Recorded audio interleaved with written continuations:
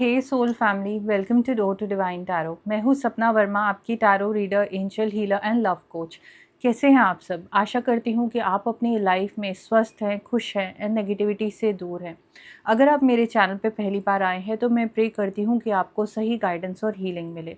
अगर आप इस फैमिली का ऑलरेडी हिस्सा है तो मेरी तरफ से ढेर सारा प्यार एंड बहुत सारी दुआएं। आज की रीडिंग का टॉपिक है थर्ड पार्टी सिचुएशन।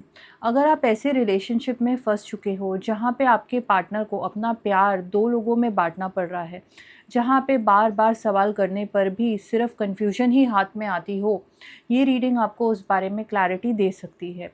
ये रीडिंग कलेक्टिव है, टाइमलेस है और जेंडर स्पेसिफिक नहीं है। सभी राशि के लोग इस रीडिंग को देख सकते हैं। Some parts of this reading may or may not resonate with you, so take what resonate and leave the rest. अगर आप मुझसे कुछ शेयर करना चाहते हैं, feel free to do that, क्योंकि मैं आपके सभी कमेंट्स पढ़ती हूँ। ये रीडिंग अगर आपको पसंद आए तो लाइक, शेयर एंड सब्सक्राइब करना मत भूलिएगा। Now let's start with the reading. Let's find out कि आपके पर्सन की लाइफ में क्या चल रहा है। कलेक्टिव थर्ड पार्टी एनर्जीज कैसी आ रही हैं? Holi spirit please guide us. King of Wands, Eight of Swords, the World, Hermit,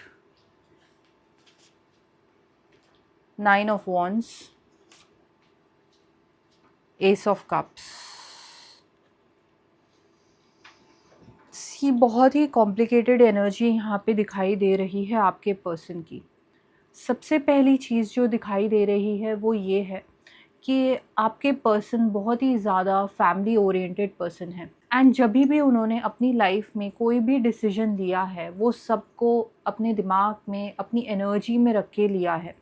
कभी भी उन्होंने अपनी ज़िंदगी के बारे में सेल्फिश तरीके से नहीं सोचा। यहाँ पे भी मैं देख पा रही हूँ कि थर्ड पार्टी सिचुएशन में कुछ ऐसे बड़े लोग हैं, इनके घर के फैमिली मेम्बर हो सकते हैं, इनके फादर हो सकते हैं या इनके पार्टनर के फादर हो सकते हैं, जिनका इंटरफेरेंस इनकी ज़िंदगी में बहुत ज़्यादा दिखाई देता है एंड इनको बहुत मैटर करता है कि वो क्या सोचते हैं। तो कहीं ना कहीं ये जो थर्ड पार्टी सिचुएशन डेवलप हो रही है ये बहुत ही ज़्यादा फियर ड्रिवन है। यहाँ पे दिखाई दे रहा है कि थर्ड पार्टी सिचुएशन का जो बैकग्राउंड है वो बहुत ही ज़्यादा स्ट्रॉन्ग है। आपके जो पार्टनर हैं वो किसी सिचुएशन से या अनवांटेड सिचुएशन से अपने आप को प्रोटेक्ट करना चाहते हैं। उनको ऐसा लगता है कि अगर मैंने स्टैंड ले लिया कि मैं शायद अपनी दुनिया बसाना चाहता हूँ कहीं और, इन सब माहौल से दूर, तो कहीं ना कहीं इसका मुझे लैशबैक मिलेगा, मुझे साइड इफ़ेक्ट हैंडल करना पड़ेगा, मुझे लीगल इश्यूज़ हैंडल करने पड़ेंगे, मेरी बेइज्जती हो जाएगी। एंड एक वो कीड़ा रहता है कि अगर मुझे इज़्ज़त चाहिए तो यही लोग हैं जो मुझे इज़्ज़त दे सकते हैं। तो उस कीड़े की वजह से आपके पार्टनर के अंदर वो करेज डेवलप नहीं होती है कि वो इस रिलेशनशिप को परस्यू कर पाए। यहाँ पे मैं डेफिनेटली देख पा रही हूँ कि आपके पार्टनर ने ना इस थर्ड पार्टी रिलेशनशिप में खुद के ऊपर बहुत ज़्यादा स्ट्रेस एंड डिप्रेशन ले लिया है एंड ये बहुत ही ज़्यादा ना अपने आप को कोसते हैं, बहुत ज़्यादा ना एक जूझते रहते हैं इमोशनल लेवल पे, समझने के लिए कि मतलब मैं क्या कर रहा हूँ, आगे चल के मैं कैसे करूँगा, क्या करूँगा, इनको समझ नहीं आता है। एंड कई कई बार इनके ऊपर वो जो फियर है इतना बुरी तरीके से हावी हो जाता है कि इनका मन करता है ना मुझे ये रिलेशनशिप चाहिए, ना मुझे वो रिलेशनशिप चाहिए। तो डेफ़िनेटली यहाँ पे रिलेशनशिप्स में जो फ़ियर फैक्टर है वो आपके पर्सन की पर्सनैलिटी को दबाते जा रहा है। यहाँ पर थर्ड पर्सन की जो एनर्जी है, इस कार्मिक की जो एनर्जी है, मुझे बहुत स्ट्रांगली दिखाई देती है कि एक ना लठबाज एनर्जी है। यानी कि वो आपके पार्टनर को इस तरीके से घेरे रखती हैं कि उनके मन में फ़ियर बना रहे, उनके मन में डर रहे कि अगर मैंने छोड़ दिया, अगर मैंने निभाया नहीं, अगर मैंने ना कह दिया या मैंने इसकी बात मानी नहीं, इच्छा पूरी करी नहीं, तो मेरे संग पता नहीं क्या हो जाएगा। तो आपके पर्सन बहुत ज़्यादा डरे रहते हैं एंड ये जो इनका फ़ियर है ना, ये इस कार्मिक को कभी भी शो नहीं करते हैं, ना उसके संग शेयर करते हैं, ना उसके सामने ये जताते हैं कि मैं डरता हूँ। ये सामाजिक लेवल पे अपने कार्मिक के संग इस तरीके से जीते हैं जहाँ पे ना लोगों को लगे कि ये बहुत ही ज़्यादा हैप्पी कपल हैं। मैं यहाँ पे बहुत स्ट्रांगली ये भी फ़ील कर पाती हूँ कि ये जो कार्मिक है, ये आपके पर्सन के ऊपर, क्योंकि किंग की एनर्जी आई है, ये एक प्रोवाइडर की एनर्जी में रहते हैं। सबसे पहले तो इन्होंने अपनी लाइफ़ का फ़ोकस बना रखा था करियर को लेके, अपनी ज़िंदगी में ना फ्यूचर में बहुत सारे प्लान्स बना रखे थे। एंड इस कार्मिक के संग ना इन्होंने बहुत सपने बुन रखे थे। इन्होंने सोच रखा था कि हम ये क्रिएट करेंगे, हम वो क्रिएट करेंगे, हम यहाँ ट्रैवल करेंगे। इन्होंने कोई भी कसर नहीं छोड़ी इस कार्मिक के संग ना उसकी इच्छाएँ पूरी करने के लिए, उसको ये कन्विंस करने के लिए कि मेरे से अच्छा पार्टनर तुमको कहीं पर भी मिल नहीं सकता है। इन लोगों ने ना ट्रैवल भी बहुत किया हो सकता है, इनकी जो सोशल लाइफ़ है वो भी बहुत ज़्यादा बिज़ी मुझे दिखाई देती है। घूमना-फिरना, पार्टी करना, ये इनकी लाइफ़ में इनका रूटीन लाइफ़स्टाइल बन चुका है। डेफ़िनेटली मैं यहाँ पे ये देख पा रही हूँ कि आपके आने से पहले आपके पार्टनर की जो सोच थी ना वो ये थी कि मेरी लाइफ़ कंप्लीट है, मैं बहुत सैटिस्फाइड हूँ। एक होलनेस की एनर्जी रहती थी, एक ना हार्मनी की एनर्जी रहती थी आपके पार्टनर के अंदर। उनको ऐसा लगता था कि इसके अलावा और कोई ज़िंदगी तो हो ही नहीं सकती है। एंड जैसे ही आपने इनकी लाइफ़ में एंट्री करी है, मैं यहाँ पे डेफ़िनेटली देख पा रही हूँ कि इनके अंदर ऐसी-ऐसी फीलिंग्स जागी हैं जो इनकी अपने कार्मिक पार्टनर के संग नहीं थी। एंड आप दोनों का जो कनेक्शन है वो बहुत ही ज़्यादा स्पिरिचुअल मुझे दिखाई दे रहा है। एंड जब से ये आपको मिले हैं ना, इनकी बहुत से लेवल पे इमोशनल अवेकनिंग हुई है। इनको ऐसा लगता है कि मतलब आप इनकी लाइफ़ में आई हो, किसी पर्पस से आई हो।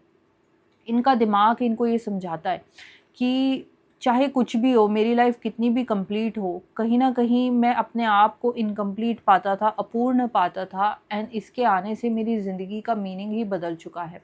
हमेशा ना इनके दिमाग में पलड़ा भारी रहता है कार्मिक का, बट कहीं न कहीं इनका जो खिंचाव है आपके लिए, इनको ऐसा लगता है कि ईश्वर ने आपको भेजा है इनकी लाइफ में गाइडेंस के लिए, काउंसलिंग के लिए, एक सोल पर्पस पूरा करने के लिए। एंड इस वजह से ये अपने आप को रोक नहीं पाते हैं।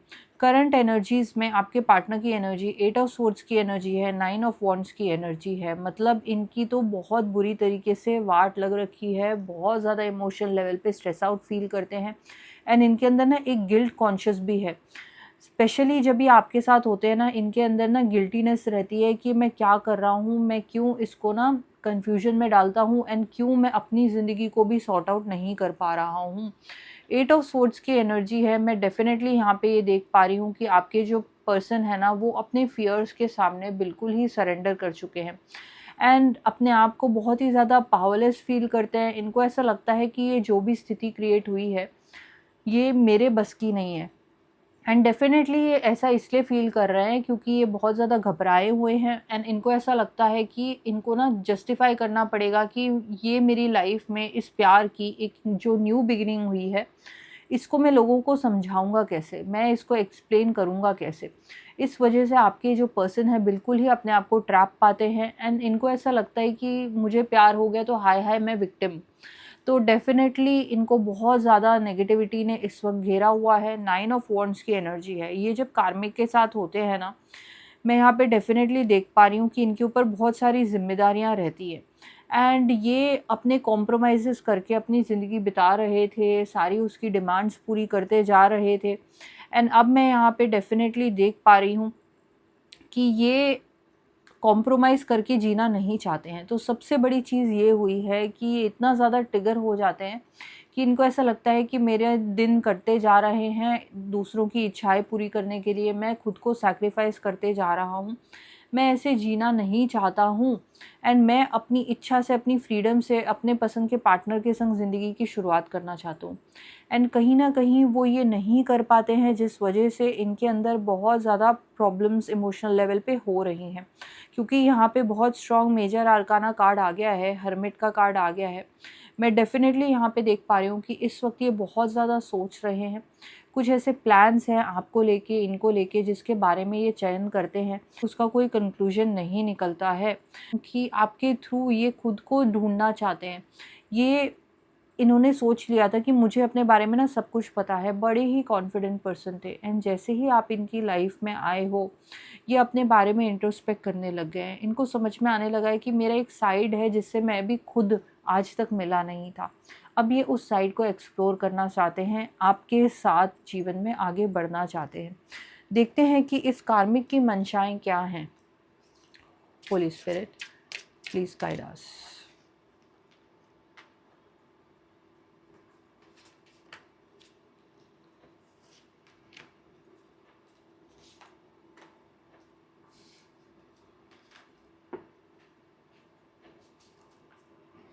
ये जो कार्मिक है डेफ़िनेटली बहुत ही ज़्यादा ज़िद्दी एनर्जी की पर्सन मुझे दिखाई दे रही है।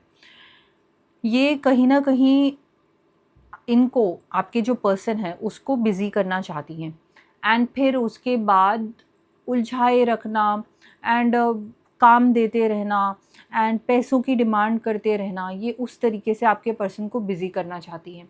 एंड ये जो कार्मिक एनर्जी है ये आप तक ये मैसेज पहुंचाना चाहती है कि ये तो बड़ी ही नार्सिसिस्टिक है। तो ये इस थर्ड पार्टी की चाल है। ये आप तक इस तरीके से इनका रूप दर्शाना चाहती है जहाँ पे आपको लगने लगे कि आपके जो पर्सन हैं वो सिर्फ अपने बारे में सोचते हैं, बहुत ज़्यादा सेल्फिश है। एंड कहीं न कहीं ये जो कार्मिक है ये चाहती है कि आप दोनों के बीच में झगड़े हों एंड आप दोनों के बीच में कम्युनिकेशन का ब्रेकडाउन हो जाए। तो अपने आप को सांत्वना देने के लिए, अपने आप को शांत रखने के लिए ये पूरी कोशिश करेगी कि आपके पर्सन आपके संग टाइम स्पेंड ना कर पाएँ। मैं यहाँ पे ये देख पा रही हूँ कि धीरे-धीरे इस कार्मिक को रियलाइज़ होने लगा है कि आपके पर्सन बदल चुके हैं। जिस तरीके से ये एक पेट पपी की तरह इस कार्मिक के पीछे भागते थे, अब वो ऐसा नहीं कर रहे हैं। जिस वजह से इस कार्मिक को बहुत ज़्यादा पावरलेस फ़ील हो रहा है एंड ये इस वक़्त बहुत ही ज़्यादा तिलमिलाते हुए मुझे दिखाई दे रही है। मैं यहाँ पे ये देख पा रही हूँ कि कहीं न कहीं ये जो कार्मिक है, ये बहुत ही डार्क नेचर की है, इविल नेचर की है एंड ये किसी भी हद तक जा सकती है आपको हार्म पहुंचाने के लिए। तो आपको अपने आप को प्रोटेक्ट करने की ज़रूरत है।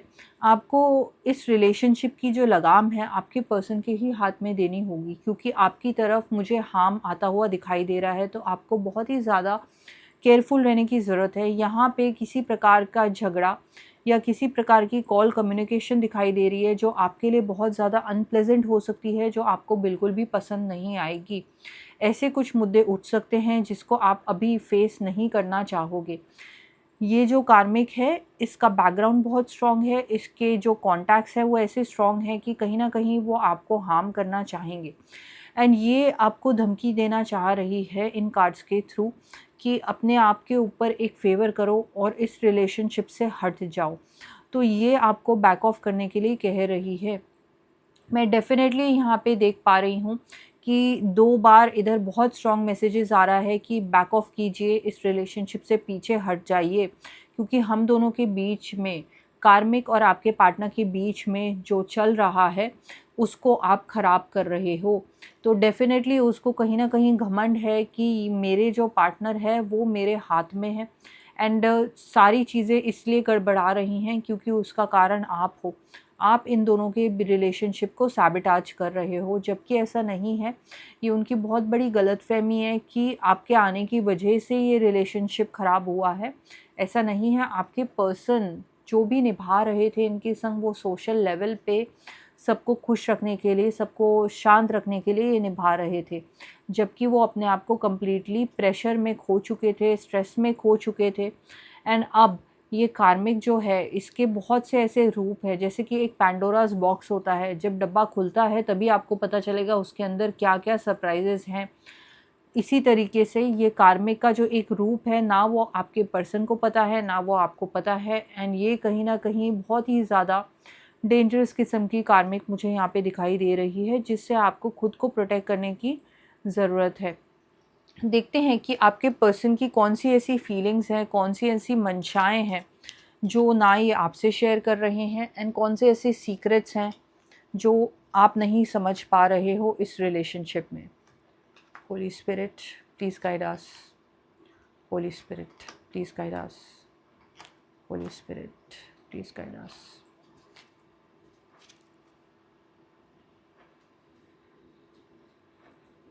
सबसे बड़ी टेंशन तो ये है कि आपके करंट पार्टनर ऑलरेडी इस रिलेशनशिप से निकलने के बारे में झगड़े कर चुके हैं कार्मिक के साथ।